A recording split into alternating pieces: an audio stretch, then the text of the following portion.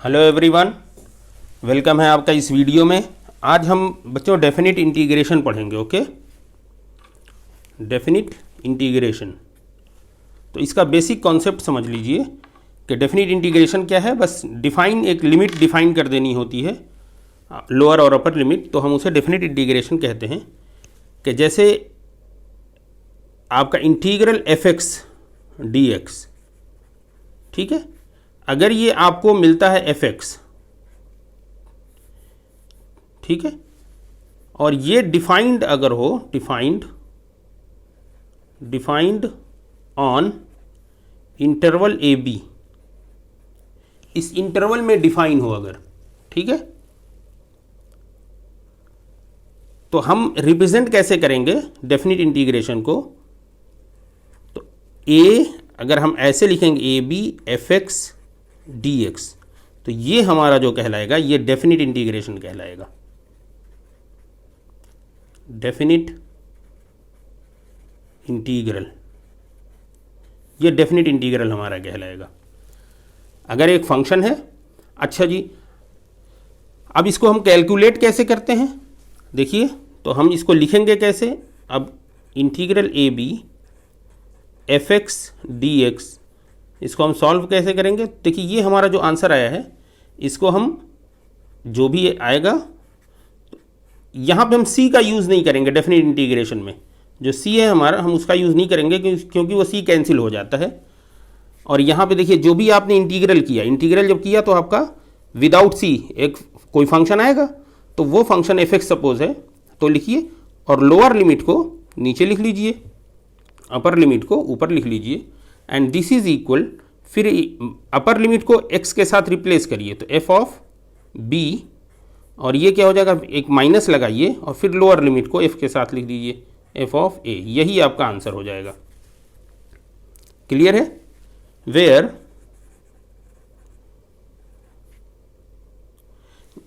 अब यहाँ पे ये देखने वाली बात है कि a को हम क्या कहेंगे, वो तो हमने आपको बता ही दिया है। a को हम कहेंगे लोअर लिमिट,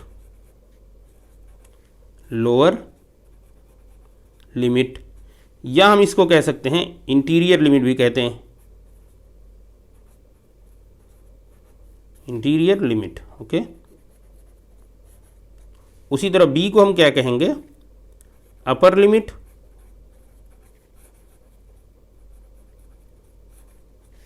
और सुपीरियर लिमिट।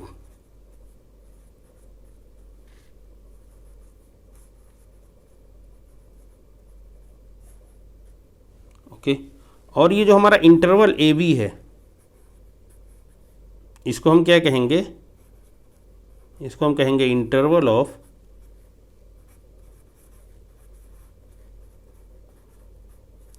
इंटीग्रेशन। ठीक है जी। अब हम कुछ रिमार्क लिख लेते हैं यहाँ पे। रिमार्क कह लीजिए, नोट कह लीजिए, कुछ भी, ठीक है। इसमें नंबर 1 क्या है कि जो हम इसको पढ़ेंगे क्या, A B F X D X, इसको हम क्या पढ़ेंगे, कैसे हम रीड करेंगे, इसको हम कहेंगे integral of F X from A to B.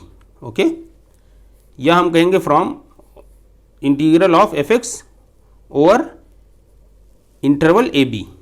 ठीक है। अच्छा जी, दूसरा हमारा क्या है कि एक हमारा अगला कॉन्सेप्ट ये होता है कि द वैल्यू जो होती है, वैल्यू ऑफ डेफिनिट इंटीग्रल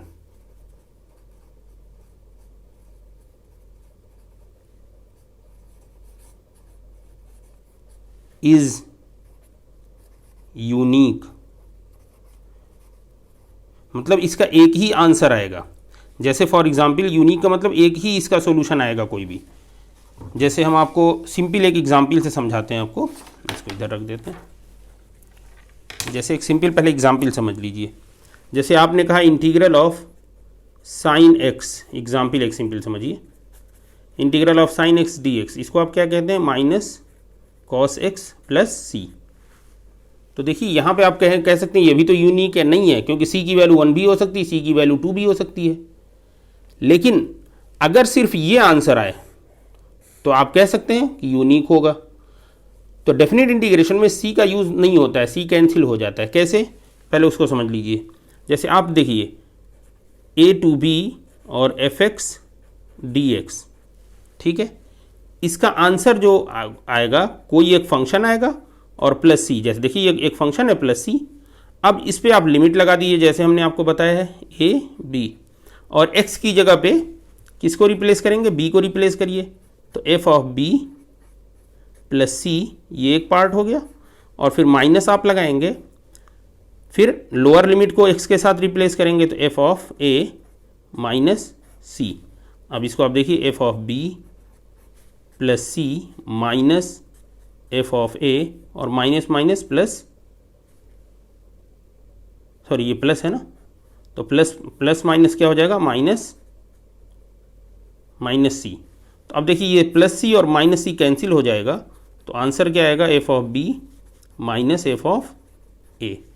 तो यही प्रूफ करता है कि जो भी डेफिनेट इंटीग्रल होगा उसका एक ही आंसर आएगा, वहाँ पे सी का यूज़ नहीं होगा, आंसर एक ही आएगा। देखिए ये प्रूफ भी हो गया, और आपने ये देख भी लिया कि यहाँ सी कैसे, इसीलिए जब भी आप डेफिनेट इंटीग्रल करेंगे तो आप वहाँ पे सी वाले फॉर्मूले, सी को नहीं लिखेंगे, ठीक है, क्योंकि सी की ज़रूरत पड़ेगी ही नहीं आपको, ठीक है। अच्छा जी, अब देखिए कुछ स्टेप्स हैं कि इसको सॉल्व करने के स्टेप्स, तो चलिए इसको अगले पेज पे स्टेप्स हम करते हैं, ठीक है। पेन हमारी कहाँ गई, ये रही स्केच हमारी। स्टेप्स, चलिए दूसरे पेज पे हम इसको कर लेते हैं। Steps for finding definite integral.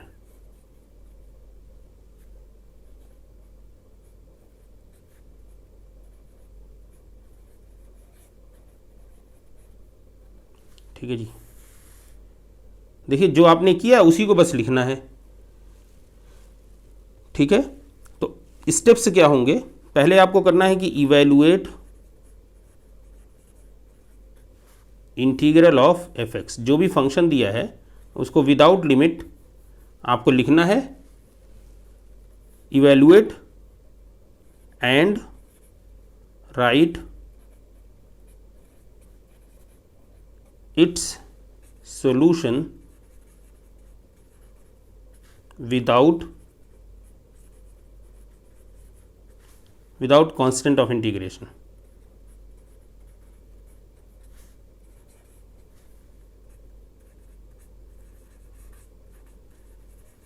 ठीक है जी, देखिए जो कांस्टेंट ऑफ इंटीग्रेशन है, आप इसको जब इंटीग्रेट करेंगे तो एक कांस्टेंट ऑफ इंटीग्रेशन लिखना होता है, बट यहाँ पे जब आप लिखेंगे तो कांस्टेंट ऑफ इंटीग्रेशन यूज़ नहीं करेंगे। फिर आप क्या करेंगे, फिर आप इवैल्यूएट करेंगे, फाइंड, बल्कि लिखिए फाइंड, आप एफ ऑफ ए निकालेंगे एंड एफ ऑफ बी निकालेंगे। कैसे निकालेंगे, by substituting,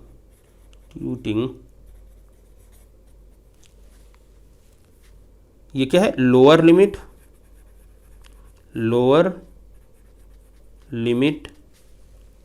and upper limit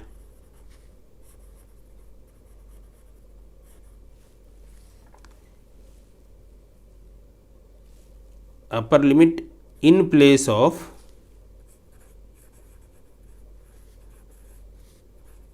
x, okay, respectively.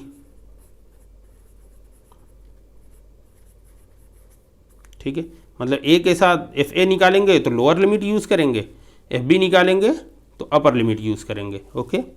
Then जब आपको ये कैलकुलेशन मिल जाए तो आप क्या करेंगे, find F B minus F A and this will be your solution, this will be the value of definite integral.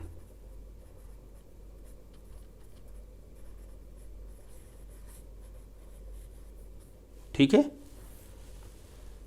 But ये ध्यान रखिए इस स्टेप को ऐसा नहीं कि हमेशा ही लिखना, ये एक मेथड है कि ऐसे करना होता है, बट हम ऐसा नहीं कि हर स्टेप लिखेंगे और कैलकुलेशन करेंगे, ऐसे नहीं करना है।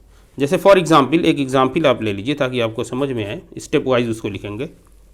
जैसे हमने कहा 2 to 3 x square D x, इसका आंसर आप बताइए क्या होगा। तो देखिए पहला स्टेप आपका क्या है, स्टेप वाइज चलते हैं सॉल्यूशन।